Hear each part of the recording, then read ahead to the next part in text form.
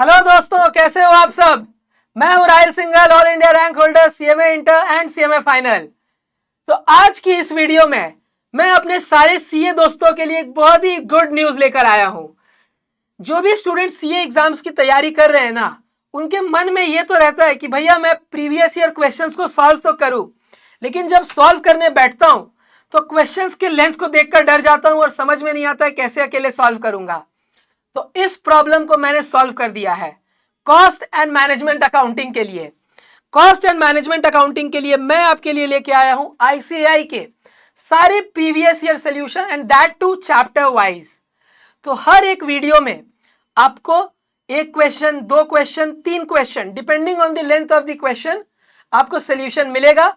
जैसे suppose cost sheet हमने उठाया, तो कॉस्ट शीट का नवंबर 18, अगर नवंबर 18 में बहुत बड़ा क्वेश्चन आ गया है तो सिर्फ एक क्वेश्चन डिस्कस किया, छोटा क्वेश्चन है तो दो तीन डिस्कस कर लिया, कि एक घंटे का एक वीडियो हमारा रहे और इस वीडियो में जितने मैक्सिमम पॉसिबल क्वेश्चंस हो पाए हम डिस्कस कर ले, ताकि आपको बहुत देर तक एक वीडियो के लिए बैठना ना पड़े और आप धीरे धीरे सॉल्व करते चले जाओ। तो ये वीडियो को देखने से आपको पास्ट ईयर में कैसे क्वेश्चंस आ रहे हैं इनकी क्लैरिटी तो मिलेगी ही, साथ में आपको यह भी पता चलेगा कि आपको अपने आंसर्स कैसे लिखने हैं। मींस आईसीआई जब आपको मार्क्स देगी तो वो कैसा आंसर आपसे एक्सपेक्ट कर रही है, तो पूरा राइटिंग प्रैक्टिस भी होगा। एंड थर्ड, जो कि मोस्ट इंपॉर्टेंट है, ये आपको नए जो केस स्टडीज बनते हैं उनमें भी बहुत हेल्प करने वाला है, क्योंकि जो हमारे केस स्टडीज बनते हैं वो भी तो क्या है, इन्हीं फुल फ्लेजेड क्वेश्चंस के ऊपर आते हैं। तो अगर आपने फुल फ्लेजेड क्वेश्चन को कैसे अप्रोच करना है वो सीख लिया, तो ऑटोमेटिकली आपसे आईसीआई की जो न्यू केस स्टडी है वो भी बन जाएगी। चलिए, तो हम शुरू करते हैं अपने चैप्टर को। Let's begin. सबसे पहला क्वेश्चन सितंबर 2025 के एग्जाम्स में आया हुआ। The following information relates to two workers Ajay and Vijay who are engaged in producing the same product by using the same material। दोनों सेम मटेरियल यूज कर रहे हैं, तो अगर मटेरियल दोनों सेम यूज कर रहे हैं तो मटेरियल की कॉस्ट दोनों के लिए क्या रहने वाली है, same. Time allowed to make the product 40 hours, दोनों वर्कर्स को 40 घंटे दिए गए प्रोडक्ट बनाने के लिए। Actual time taken to complete the product 32 hours by Ajay, 30 hours by Vijay. Ajay ने 32 आवर्स लिए, विजय ने 30 आवर्स लिए। ठीक है, दोनों ने ही कम टाइम में काम को करके दिखाया है, तो दोनों ही बोनस के लिए हकदार है। Normal wage rate same for both, दोनों को ही वेज रेट हम सेम रेट से पेमेंट करने वाले हैं। सपोज करते हैं कि अजय को अगर हम पर आवर के 10 रुपीज देते हैं तो विजय को भी हम पर आवर के 10 रुपीज ही देने वाले हैं। Bonus payment plan, Halsey 50% plan for Ajay, Rowan plan for Vijay. Ajay को जो बोनस मिलता है वो हाल से प्लान के अंडर मिलता है और विजय को रोहन प्लान के अंडर। तो जल्दी से फॉर्मूला बता दीजिए हाल से का। 50% of time saved into wage rate per hour, और रोहन का R for Rowan, R for ratio, time taken by time allowed into time saved into wage rate per hour. Very good. Factory overhead recovered ₹360 per hour for actual time taken by each worker. Factory overhead कैसे absorb हो रहा है, 360 per hour for actual time taken by each worker. जिस worker ने जितना time लिया multiplied by 360। Ajay ने 32 hours लिए तो 32 इंटू 360, विजय ने 30 आवर्स लिए तो 30 into 360। Factory cost for the product for each worker, दोनों ही वर्कर के लिए आपको फैक्ट्री कॉस्ट भी गिवन है। तो फैक्ट्री कॉस्ट में क्या क्या आता है, direct material, direct labour plus factory overhead. Direct expense भी आता है, बट इस क्वेश्चन में डायरेक्ट एक्सपेंस तो है नहीं, तो हम डायरेक्ट मटेरियल, डायरेक्ट लेबर और फैक्ट्री ओवरहेड ले लेंगे। Compute the normal early wage rate, आपको वेज रेट फाइंड करनी है। Compute the cost of material used, और दूसरा मटेरियल की कॉस्ट ढूंढनी है। तो अब बताइए इस क्वेश्चन को अप्रोच करने का क्या तरीका रहेगा। सबसे पहले हम एक स्टेटमेंट बनाएंगे फैक्ट्री कॉस्ट का, जिसमें हम मटेरियल लेंगे, लेबर लेंगे, फैक्ट्री ओवरहेड लेंगे, और तीनों का टोटल कॉस्ट ऑलरेडी हमें गिवन है। तो वो एक इक्वेशन के फॉर्म में आएगा, क्योंकि मटेरियल और रेट, लेबर की जो रेट है वो हमें नहीं पता है। तो हम पहले इक्वेशन बनाएंगे। क्वेश्चन को अप्रोच करने का ऐसा तरीका होगा हमारा। लिखिए सॉल्यूशन। ये क्वेश्चन अगर आप लोगों को आता है तो मैं आपसे रिक्वेस्ट करूंगा कि आप प्लीज वीडियो को पॉज करें, खुद से अटेम्प्ट करें, और फिर एक बार जब आप खुद से बना लें तो मैच कर ले आपने सही बनाया या नहीं। आप सही बनाओगे ऐसे तो। चलिए, सबसे पहला working note,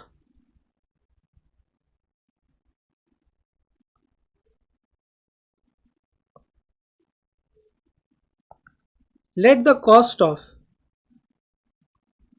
direct material be X. Direct material को आप एक्स मान लीजिए और डायरेक्ट लेबर को आप पर आर के लिए वाई मान लीजिए। Let the hourly rate be Y. Hourly rate Y है, मटेरियल की कॉस्ट एक्स है। अब है ना, हम दोनों के लिए बोनस कंप्यूट कर लेते हैं वाई के टर्म्स में। क्यों? क्योंकि दोनों को बोनस हम अलग अलग स्कीम्स में दे रहे हैं, तो बोनस और हमारा बेसिक वेज दोनों को ऐड करके हम टोटल वेज कंप्यूट कर लेते हैं, फिर हम अपना स्टेटमेंट ड्रॉ करेंगे।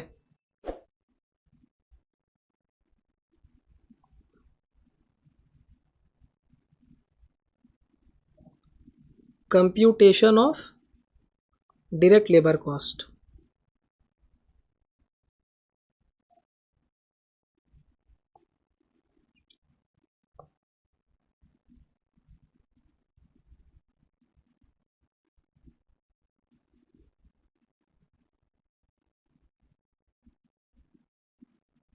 पर्टिकुलर्स अजय विजय। सबसे पहले आप लिख लीजिए बेसिक वेजेस। तो बेसिक वेजेस हम दोनों को कितने देने वाले हैं? अजय ने 32 आवर्स में काम करके दिखाया है, तो 32 इंटू वाई,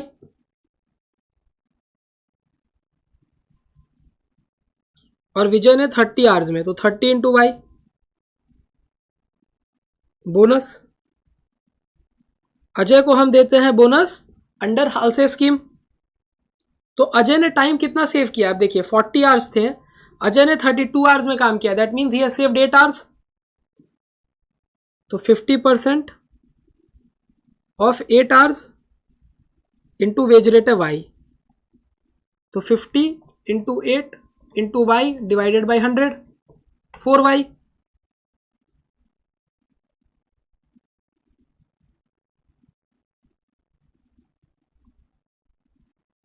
और विजय के लिए total time taken divided by total time allowed into time saved into wage rate per hour. तो इसने टाइम लिया है 30, टाइम दिया गया था इसे 40, टाइम सेव किया है इसने 10 और वेज रेट है वाई, तो 7.5 वाई, 37.5 वाई। ये आ गई हमारी डायरेक्ट लेबर कॉस्ट। अब हमें मटेरियल की कॉस्ट पता है, डायरेक्ट लेबर की कॉस्ट पता है, फैक्ट्री ओवरहेड्स हमें पता है, तो हम फैक्ट्री कॉस्ट का स्टेटमेंट ड्रॉ कर सकते हैं। तो पार्ट 1, या अभी वर्किंग ओडी चलने देते हैं। Statement of computation of factory cost.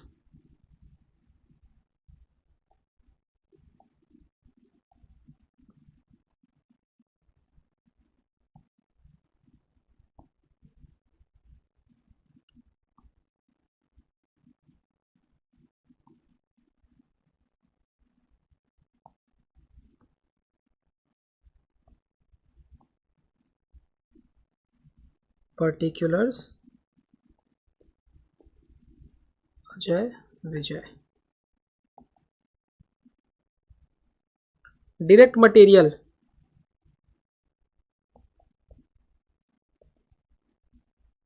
दोनों के लिए ही x, direct labour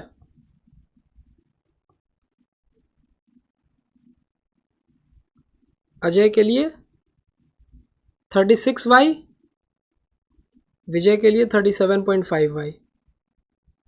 factory overhead, factory overhead हमने रिकवर किया at the rate 360 into actual hours worked. तो अजय ने कितने देर काम किए? 32 आवर्स, तो 360 इंटू 32 11,520, और विजय ने 30 आवर्स काम किए, तो 30 इंटू 360 10,800।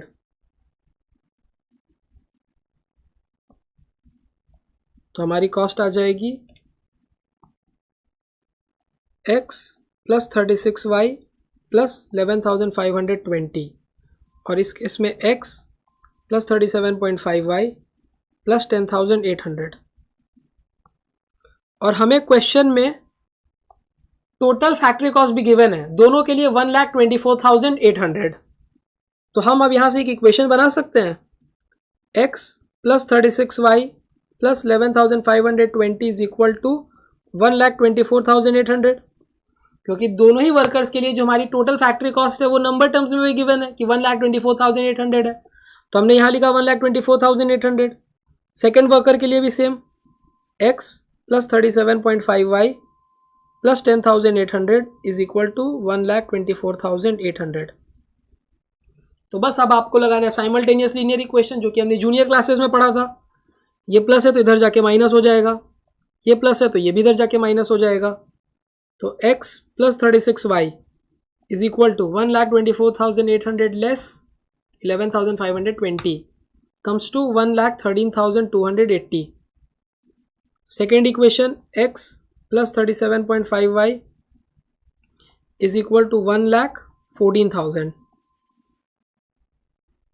सब्ट्रैक्ट करते हैं, माइनस माइनस माइनस, तो x माइनस x कट हो गया। 36y minus 37.5y minus 1.5y is equal to 1,13,280 minus 1,14,000 negative 720, तो ये minus minus plus y is equal to 720 divided by 1.5, 480 rupees per hour. तो direct labour की जो rate है वो है 480 पर आवर, मीन्स हम दोनों ही वर्कर को बेसिक वेज क्या देते हैं पर आवर के 480 रुपीज। अब y की वैल्यू निकल गई, दूसरी x की वैल्यू हम कैसे निकालेंगे? किसी भी इक्वेशन में आप y की वैल्यू पुट कर दीजिए तो आपको x की वैल्यू आ जाएगी। सब्स्टिट्यूटिंग द वैल्यू ऑफ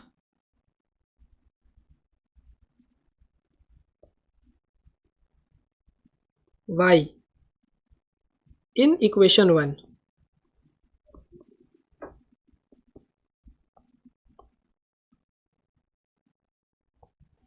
क्या है y की वैल्यू 480, फर्स्ट इक्वेशन है हमारी x plus 36y is equal to 1,13,280।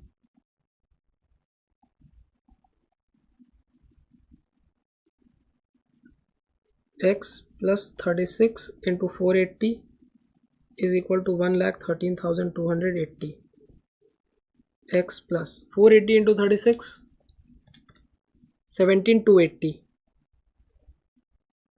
1,13,280, तो x की वैल्यू आ गई 1,13,280 माइनस 17,280, 96,000 रुपीज़। तो मटेरियल की कॉस्ट है हमारी 96,000 और लेबर की कॉस्ट है जो वो है 480 पर आवर। तो हम पुट कर देते हैं,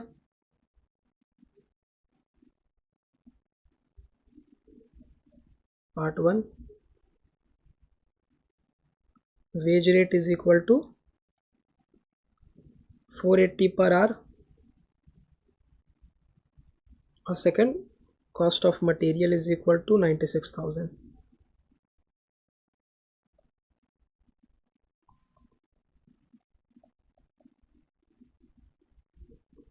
ये हमारा फाइनल आंसर, एकदम सिंपल है। देख लीजिए आप एक बार इस आंसर को।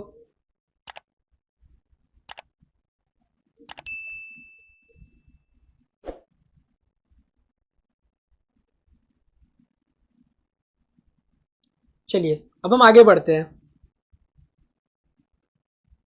May 2025, the following information is given of a newly set up organization for the year ended 31st March 2025. Number of workers replaced during the period 78, means number of replacements हमें given है। Number of workers left and discharged during the period, left and discharged का मतलब number of separations, तो separations भी हमें given है। 28, employee turnover rates using separation method 3.5%, separation method के according employee turnover की रेट भी आपको गिवन है। तो सेपरेशन मेथड के अकॉर्डिंग जो एम्प्लॉय टर्नओवर रेट होता है उसका फॉर्मूला क्या होता है बताइए? Very good, number of separations divided by average number of employees multiplied by 100।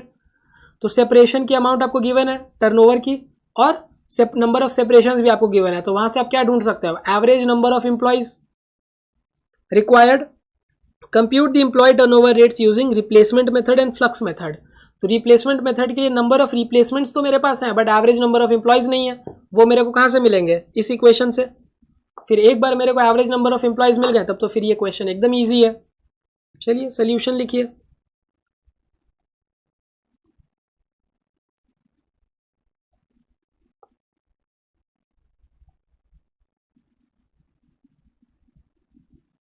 Note 1, एक ही नोट है ऐसे तो इस क्वेश्चन में। Employee turnover using separation method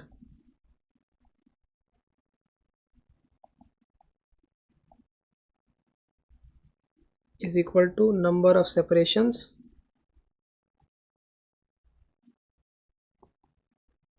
divided by average number of employees multiplied by 100। तो employee turnover using separation method है 3.5, number of separations है 28।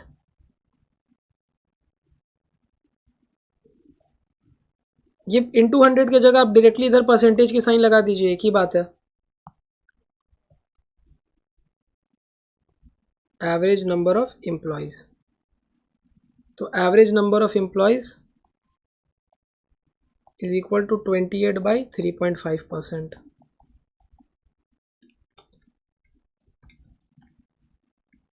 800, तो एवरेज नंबर ऑफ एम्प्लॉयज क्या है 800। बस अब तो फिर क्वेश्चन एकदम इजी है। रिप्लेसमेंट मेथड के अकॉर्डिंग आपको एम्प्लॉय टर्नओवर ढूंढना है। Part 1, employee turnover using replacement method.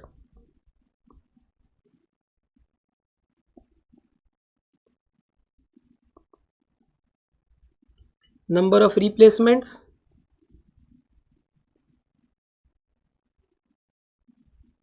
divided by average number of employees।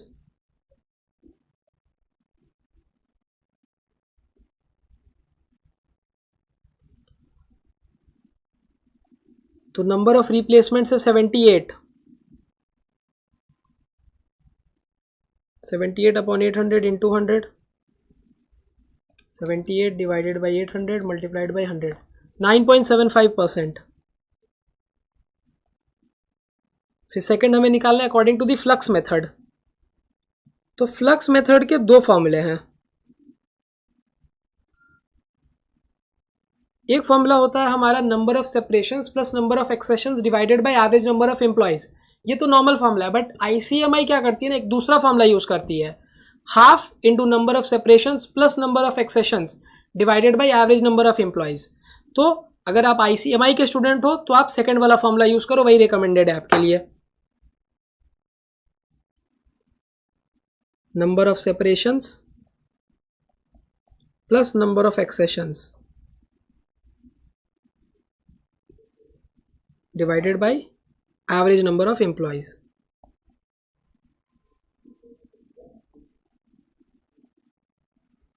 तो नंबर ऑफ सेपरेशंस है 28, एक्सेशंस क्वेश्चन में गिवन है 78 डिवाइडेड बाय 800 इंटू 100। तो 28 प्लस 78 डिवाइडेड बाय 800 इंटू 100, 13.25%। और एज पर आईसीएमआई भी लिख लीजिए आप।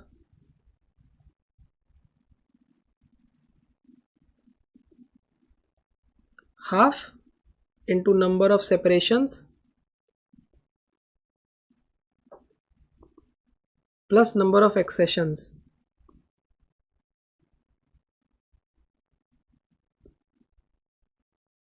Divided by average number of employees.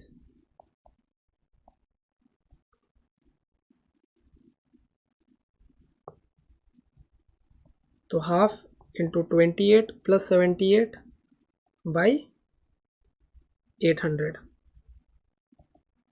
28 plus 78 divide by 2, 53 upon 800 into 100, 6.625%। Very easy question, देख लीजिए इसे भी एक बार आप लोग।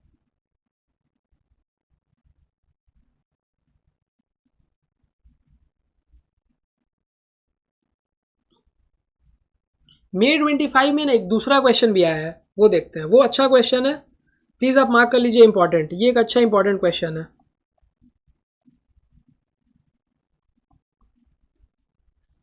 A plastic manufacturing company is operating with an employment of 128 skilled workers. Plastic company के पास कितने वर्कर्स हैं? 128 वर्कर्स हैं। The product is in great demand. The company desires to increase production to meet market demand, but is short of skilled workers. Company के जो product है ना उसकी demand बहुत अच्छी है, कंपनी चाहती है कि मैं अपना प्रोडक्शन और बढ़ाऊं, लेकिन कंपनी के पास वर्कर्स नहीं है। The company finds extremely difficult to find new skilled workers to fulfill its demands. The company is considering the introduction of an incentive scheme, either Halsey scheme with 50% bonus or Rowan scheme of wage payment for increasing the labor productivity to cope up with the increasing demand. Company सोच रही है ना कि मैं एक incentive plan लेकर आती हूँ, या तो हालसे स्कीम का या रोवन स्कीम का, जिससे क्या होगा, लेबर को जब हम एक्स्ट्रा पैसे देंगे तो वो ज़्यादा प्रोडक्शन करके हमें देंगे, जिसके वजह से हम जो डिमांड है उसको फुलफिल कर पाएंगे। The company believes that if the proposed incentive scheme could bring about an average 15% increase over the present earnings of the worker, it could act as a sufficient incentive for them to produce more with increased efficiency. भैया इस line का क्या मतलब हुआ? इस line का मतलब ये हुआ है कि अगर मैं वर्कर से चाहता हूँ कि ज़्यादा काम करवाऊँ, ज़्यादा प्रोडक्शन करवाऊँ, तो मेरे को कोई ऐसे स्कीम में जाना होगा जिससे उनकी अर्निंग्स अभी के मुकाबले में 15% बढ़ जाए। याद रखना मैं क्या बोल रहा हूँ, उनकी जो अर्निंग्स है वो अभी के मुकाबले में 15% बढ़ जाए। अभी के हिसाब से अर्निंग्स 15% तो बढ़नी ही चाहिए, बढ़ जानी चाहिए minimum.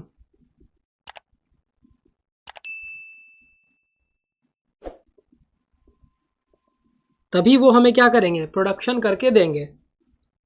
The following data is worth consideration in measuring the increase in productivity for the month of April 2025. Hourly rate of wages guaranteed 30. Maximum time allowed to produce 1 unit by 1 worker. 2.5 घंटे, हम एक unit बनाने के लिए 2.5 घंटे का time देते हैं।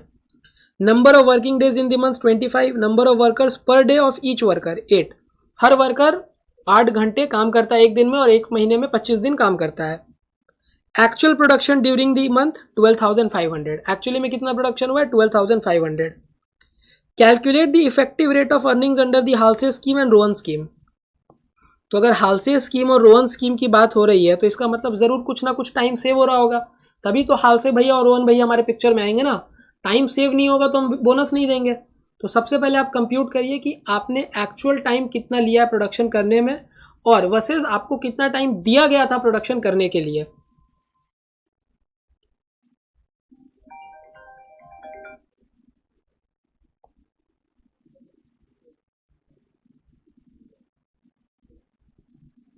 Solution,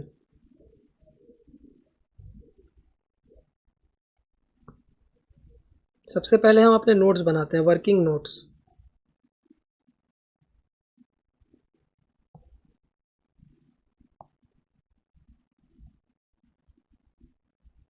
standard time for actual output.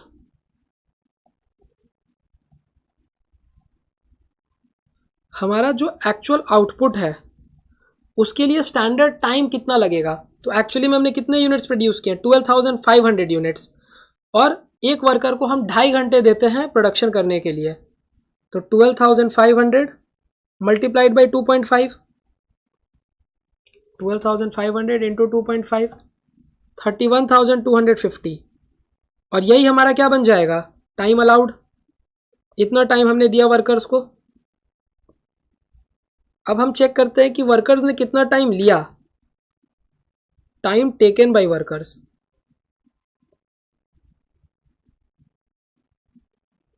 Workers ने कितना टाइम लिया है? वर्कर्स ने 25 डेज मल्टीप्लाइड बाई 8। वर्कर्स 128 है मेरे पास, और 25 दिन काम कर रहे हैं 8 घंटे के हिसाब से। तो टाइम टेकन 125 वर्कर्स हैं, 8 घंटे वो काम कर रहे हैं 25 दिन तक। तो 125 इंटू 8 इंटू 25, 25,000 सेकेंड, 128 वर्कर्स है ना, sorry,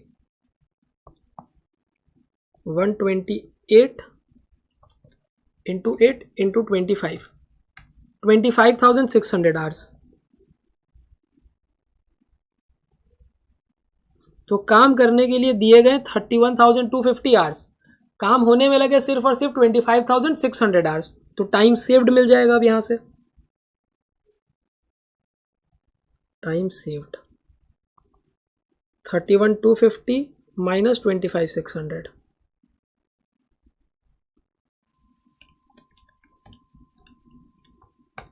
5650 hours.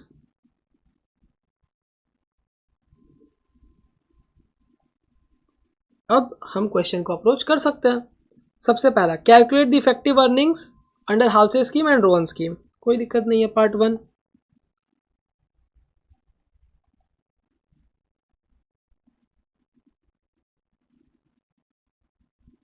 Calculation of effective wages.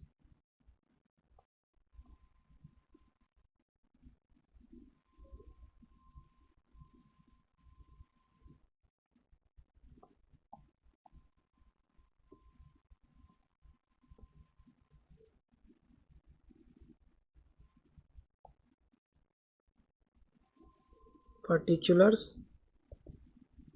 हाल्से Rohan.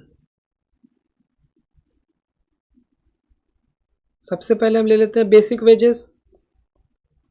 तो बेसिक वेजेस कितने रहने वाले हैं हमारे? 25,600 आवर्स काम किया है लेबर ने, तो 25,600 आवर्स के हिसाब से हम पेमेंट कर देंगे। 25,600 मल्टीप्लाइड बाई पर आवर के हम 30 रुपीज देते हैं, तो 25600 आवर्स काम हुआ है, multiplied by 30। 25600 into 30, 7,68,000।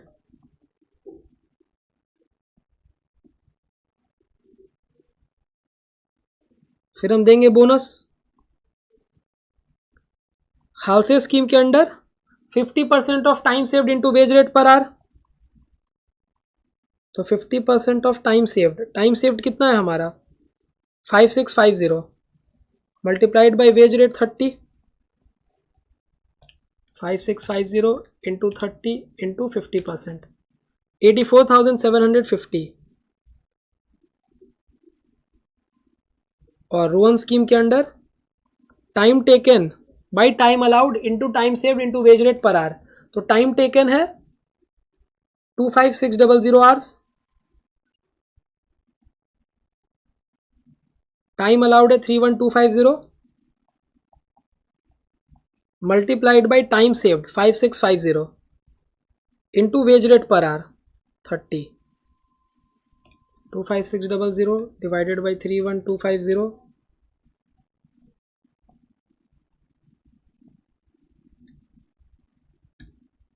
Into 5650 into 30, 1,38,854.4।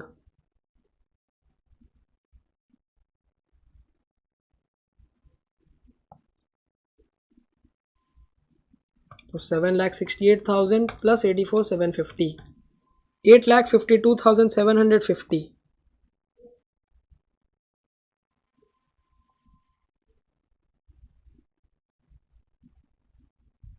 और रोहन स्कीम में 7,68,000 प्लस 1,38,854.4, 9,06,854.4। ये आ गई हमारी टोटल वेजेस। हमें ढूंढना है इफेक्टिव वेजेस। तो इफेक्टिव वेजेस कैसे ढूंढेंगे? टोटल वेजेस को हम डिवाइड कर देंगे इफेक्टिव आवर्स से। तो इफेक्टिव वेजेस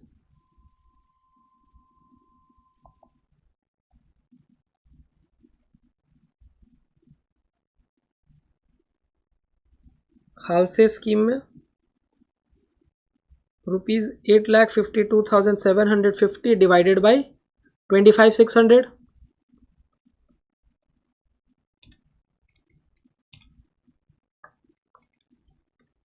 33.31 पर आवर। और रोहन स्कीम में ₹9,06,854.4 डिवाइडेड बाई 25,600।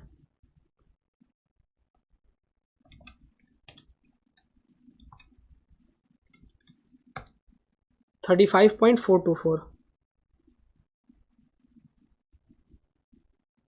तो ये हो गया हमारा first part. Second part, calculate the increase labour efficiency on introduction of the incentive scheme. आपको लेबर एफिशिएंसी कितनी बढ़ गई है वो ढूंढनी है। तो लेबर एफिशिएंसी हमेशा पहले अपने 100% पे होगी। अब हम कंप्यूट करेंगे कि लेबर एफिशिएंसी कितनी हो गई है, फिर हम देखेंगे कि वो कितनी इंक्रीज हुई है। तो लेबर एफिशिएंसी का फॉर्मूला, लेबर एफिशिएंसी का फॉर्मूला बताइए क्या होता है। लेबर एफिशिएंसी का फॉर्मूला होता है standard hours divided by actual hours into 100। Standard hours for actual production या फिर for actual output divided by actual hours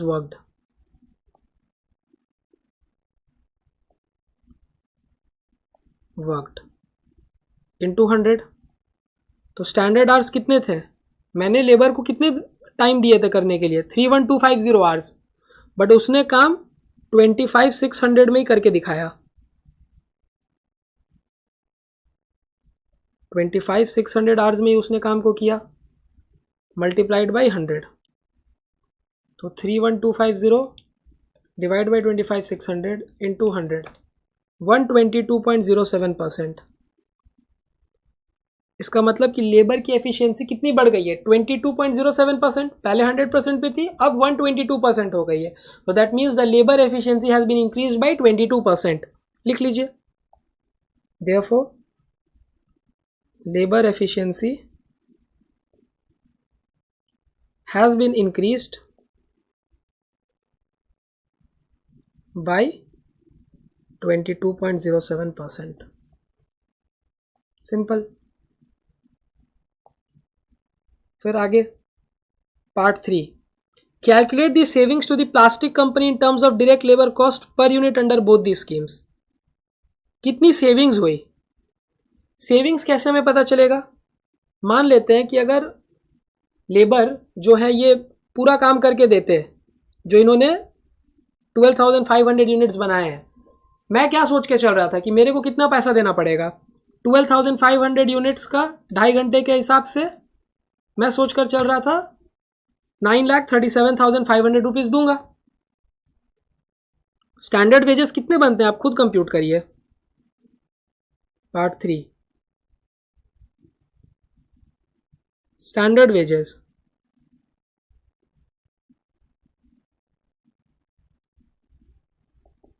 12,500 units produce हुए, एक यूनिट के 2.5 रुपए हम देते हैं, और 2.5 घंटे हम देते हैं एक यूनिट को बनाने के लिए, और 2.5 घंटे के हम कितने पेमेंट करने वाले हैं, 30 रुपीज पर आवर। तो अगर आप चेक करोगे 12,500 यूनिट्स बने, एक यूनिट्स को बनाने में 2.5 घंटे लगते हैं, और 2.5 घंटे में हम 30 रुपीज पर आवर के हिसाब से पेमेंट करते हैं। तो 12,500 इंटू 2.5 इंटू 30, 9,37,500। मैंने सोचा था कि मेरे को इतना पेमेंट करना पड़ेगा, बट क्या एक्चुअली में इतना पेमेंट करना पड़ा, नहीं, तो कम करना पड़ा, तो सेविंग्स हुई। ये कैसे ढूंढा भैया आपने, सिंपल लॉजिक है। एक यूनिट को बनाने में कितने घंटे लगते हैं, 2.5 घंटे, और आप एक घंटे के 30 रुपए देते हो, तो एक यूनिट के लिए आप 2.5 इंटू 30, दैट मीन्स 75 रुपीज देने वाले हो, और आपने कितने यूनिट्स बनवाए हैं, 12,500 यूनिट्स। तो 75 रुपीज के हिसाब से 12,500 यूनिट्स के कितने होते हैं, 9,37,500। तो 9,37,500 रुपीज बनते हैं इस काम के, बट इस काम को लेबर्स ने कम रुपए में ही कर दिया है। हाल से स्कीम के अंडर में उन्होंने 8,52,750 में किया है, और रोहन स्कीम के अंडर 9,06,854 में। तो सेविंग्स हुई है, तो वही सेविंग्स हमें पर यूनिट ढूंढनी है। Computation of savings per unit.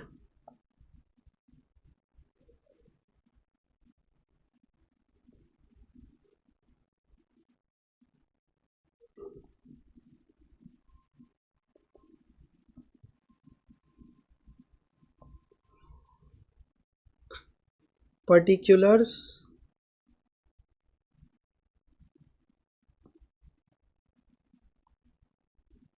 Halsey scheme, Rowan scheme.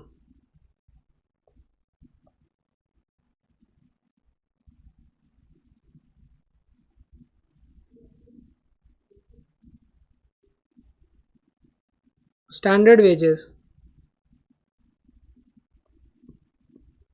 Standard wages आप कितने देने वाले थे?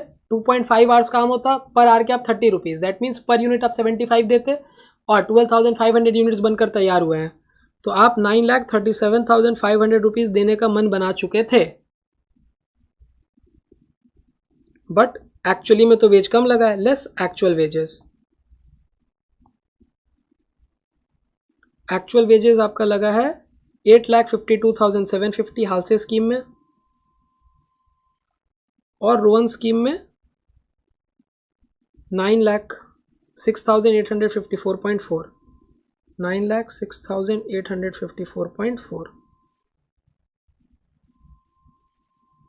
तो 9,37,500 माइनस 8,52,750, 84,750, और यहाँ 9,37,500 माइनस 9,06,854.4, 30,645.6, यह है सेविंग्स। अब हम ढूंढ लेते हैं सेविंग्स पर यूनिट। तो सेविंग्स पर यूनिट ढूंढने के लिए क्या करना होगा? नंबर ऑफ यूनिट से डिवाइड, तो डिवाइड कर दीजिए 25,600 से, सॉरी 12,500 यूनिट्स आपने बनाए ना, तो 12,500 से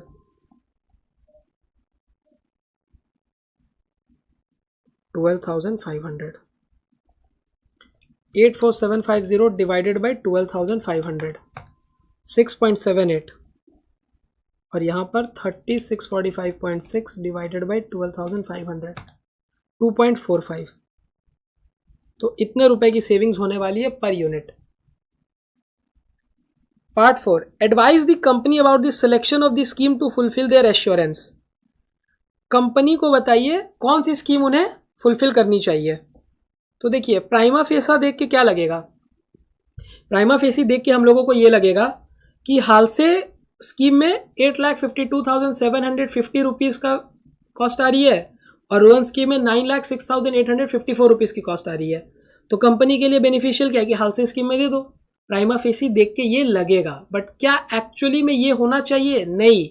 कंपनी ने वर्कर्स को एक एश्योरेंस दिया है कि आपको हम मिनिमम आपकी जितनी भी प्रेजेंट अर्निंग्स है उससे 15% तो बढ़ाकर ही देंगे। तो वर्कर्स की प्रेजेंट अर्निंग कितनी है?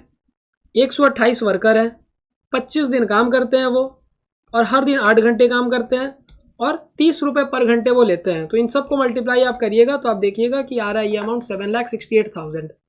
तो प्रेजेंट अर्निंग्स उनकी कितनी है? 7,68,000। ये प्रेजेंट अर्निंग्स कैसे आई? 128 वर्कर्स 25 दिन काम कर रहे हैं, हर रोज 8 घंटे और हर घंटे का 30 रुपये ले रहे हैं। तो प्रेजेंट अर्निंग्स पार्ट 4,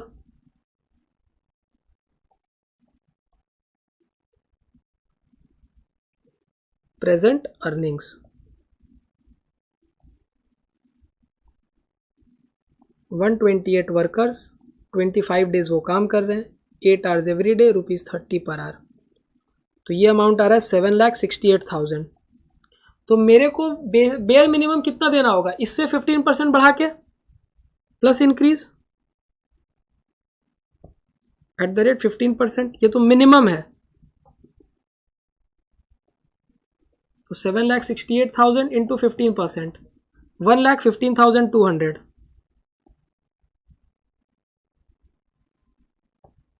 8,83,200। तो वर्कर्स को मैं 8,83,200 तो बेयर मिनिमम दूंगा, तब जाके वो मेरा ये काम करके देंगे। तो अगर मैं हाल से स्कीम के अंडर चला जाता हूं तो वहां पे 8,52,750 देना है, तो कोई फायदा होगा? वर्कर्स फिर काम नहीं करेंगे, तो ये स्कीम में हम नहीं जा सकते हैं। Therefore, we should opt for Rowan scheme as the total wages under Rowan scheme is more than 8,83,200। Rohan scheme के अंडर 8,83,200 से ज़्यादा वेजेस मिल रहे हैं, इसीलिए हम रोहन स्कीम को चूज करेंगे। ठीक है, वेरी नाइस क्वेश्चन। तो ये आप इंपॉर्टेंट मार्क करोगे, अच्छा क्वेश्चन है ये। Next, January 25. A skilled worker has been assigned a work. The relevant data is given as follows. Time rate per hour 25, time allowed 9 hours, time taken 6 hours. The worker has given an option to choose either Halsey 50% plan or Rowan plan. You are required to calculate earnings under both plans and which plan is more beneficial for a worker. तो ये तो काफ़ी easy question है. ये मैं रफली solve कर दे रहा हूँ, आप इसे फेयर में सॉल्व करोगे खुद से, क्योंकि बहुत इजी क्वेश्चन है ये. टाइम सेव कितनी हो रही है यहाँ पे? टाइम आपने 9 आवर्स का दिया और वर्कर ने 6 आवर्स में ही काम को खत्म कर दिया, तो दैट मीन्स टाइम सेव्ड है 3 आवर्स.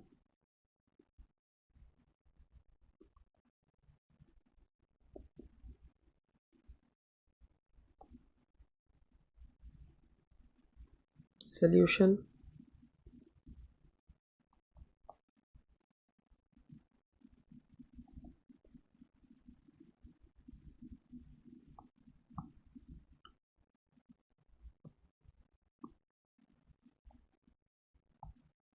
Particulars,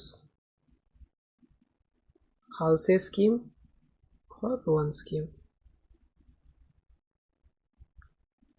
तो बेसिक वेजेस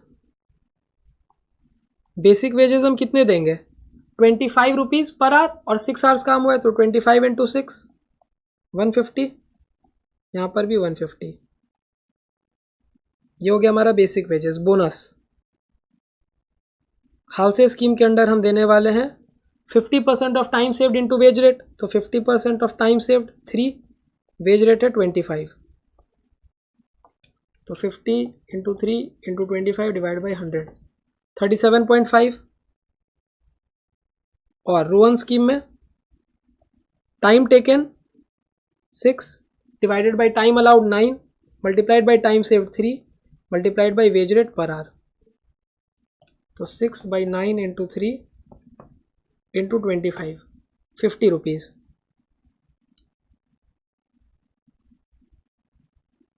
तो हालसे स्कीम में बोनस को मिलाकर पैसे बन रहे 187.5 और रोवन स्कीम में पैसे बन रहे 200. तो कौन सा स्कीम हमारे वर्कर को चूज करना चाहिए? Of course Rowan scheme. The worker should opt for Rowan scheme as the total earnings is more in the Rowan scheme.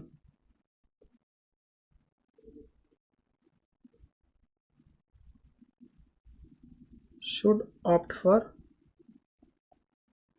Rowan scheme as the earnings is more in Rowan scheme. काफ़ी easy question.